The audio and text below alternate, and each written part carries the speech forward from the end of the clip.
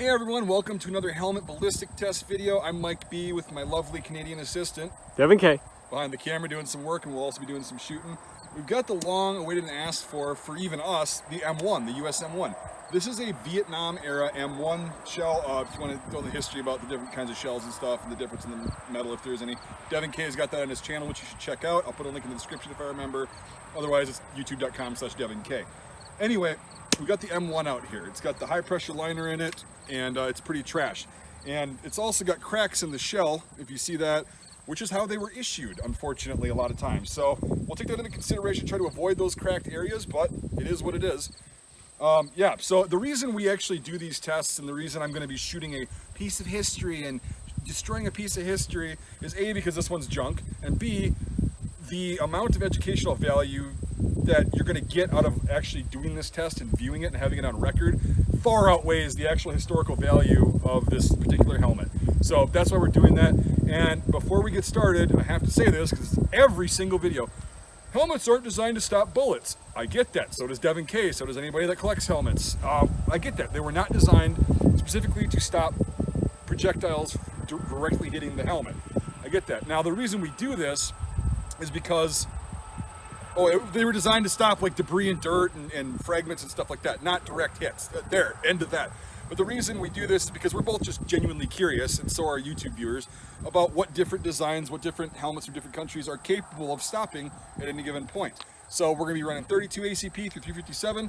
Let's get started. All right, so round one, we have the 32 ACP or 7.65 by 17 millimeter out of the CZ50.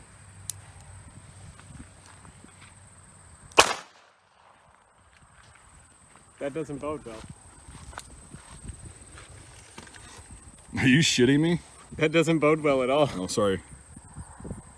32 ACP, cracked it. And did not go through the. Here, hold this. I'll try to see if I can recover the. Oh, there it is. Yeah, it's just pancaked. I'll have to get a pair of pliers. There's the bullet. So it didn't technically penetrate this. Yeah. But it defeated the steel. Huh. Well, I mean, that's the way it was designed. Yeah, so as a unit, it worked. So as a unit, it worked for a 32. However, a 32 is a very anemic round compared to some of the other ones we're going to be shooting. All right, we'll just get this set up. All right, let's. All right, so now we've got the 9x18 Makarov 85 grain full metal jacket out of the CZ82. Ah. Damn. Oh. No, that one did better. Oh no, it still went through. Not the liner, but it went through the metal. Oh, it did go through the liner. It did go, okay. See, check this out. Oh, there it is, right underneath the, yep. He's dead. That sucks. This could just be the weak shell though, because it does have. It could be a weak shell for sure, and that's why we'll probably do another one in the future. But I mean, that should not be that bad. Yeah, that's pretty rough. I guess we'll just keep going. All right, so stopped 32 ACP barely. Did not stop 9x18 Makarov, so now we're gonna shoot 9x19 out of the Luger.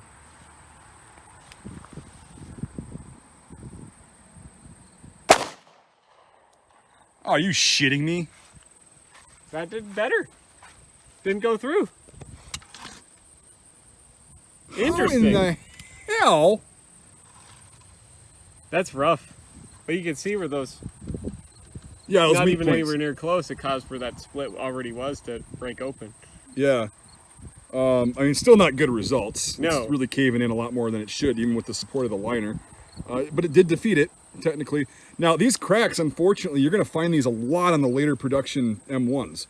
And they were issued like this, so be aware of that. All right, we'll move this to the side and continue.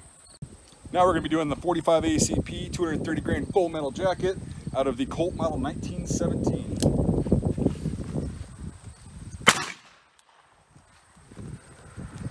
Ah, That didn't go through either. that's fucking interesting, man. That's interesting. That didn't even make a dent, and that was a straight-on shot. Yeah, that was perfect. And that's right where it should be the weakest, too, because that's where the metal stretched the most, right at the temple portion of the What helmet. the hell? I don't understand this. So it barely defeats a 32, does not, 9x18 goes straight through. A 9mm makes a decent dent, but it defeats it. And now we've got the 45. Oh, this is so weird. This is probably the weirdest one. We would go on the other side, but there's a giant crack in that side. Ooh, yeah, so we want to stay on this side as much as possible. Oh my God. All right, let's continue. All right, well, the M1 hasn't fared so well. Surprised America used it this long if they were all this crap.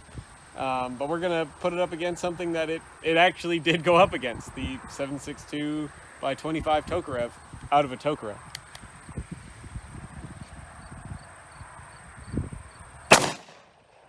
Oh shit, that went through both sides. Yeah, we saw the. You see that? I cut the milkweed down over there. Yeah, in one side, straight out the other. I mean, that's to be expected again, like with any steel helmet, if you watch the other ballistic test videos. That round doesn't really necessarily speak to the integrity of the design and the quality of the steel of any particular helmet.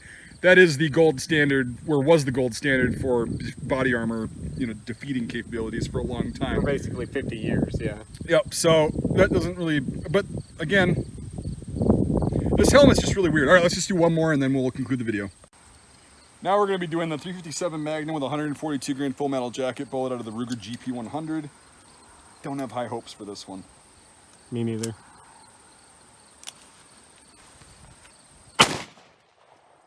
Ooh. Damn, that hurt. Not me, but... Yeah. Not like that Makarov.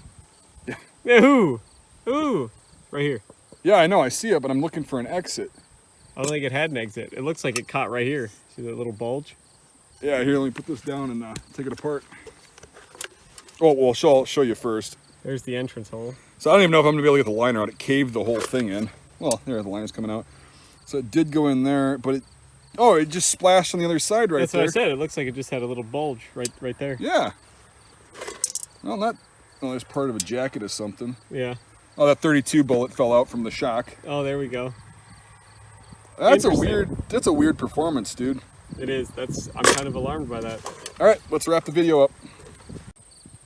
So, very weird performance on this one. I'm kind of flummoxed by it. I don't really understand how those two, relatively underpowered compared to like a 9mm or 45 cartridges, went right through the steel, but the 9mm and 45 with direct hits didn't.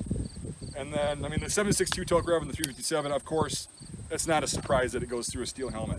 Now, Devin and I were talking, and it could just be a bad batch of steel. Because of the cracks, it would indicate maybe it wasn't heat treated correctly. So we'll have to do more of these in the future from different batches, different lot numbers and stuff. I'll write down this lot number from the heat stamp, and then we'll get something different. I don't know, maybe it was that. It's one of the weirdest performances I think you've seen, right? Yeah, easily. It's just strange how it worked. And yeah, anyway, you saw the results, same as we did. You be the judge, I guess. So yeah, anyway, thanks for watching. Hope you learned something. We certainly did. And again, don't judge all M1s based on this, even though it didn't perform well at all. So yeah, very interesting though. So yeah, if you want to support the work of Devin K and myself, like doing ballistic tests like this that cost money to come out here, get the ammo for, get the helmets for, but a link to my Patreon is in the description. It's $1 a month, $5 a month or more gets into the Discord server, which is pretty damn fun. And also, like I said at the beginning, go check out Devin K's channel. He helps me do this stuff. We're both helmet nerds that love this stuff and make a bunch of cool content. We can support our channels out of pocket to an extent, which is fine. We've been doing that for years. But the more crowdfunding we have, the more cool stuff like this we're able to do because of that. So thanks to my current and past patrons. You guys are awesome. We're doing some really cool things this year. Sorry it took so long, but anyway, if you can't support the channels financially, that's totally fine. I totally get that. But just watching and interacting with the videos, like hitting that like button, really does help. So all that in mind, I appreciate everyone watching, and we'll see you on the next Helmet Ballistic Test.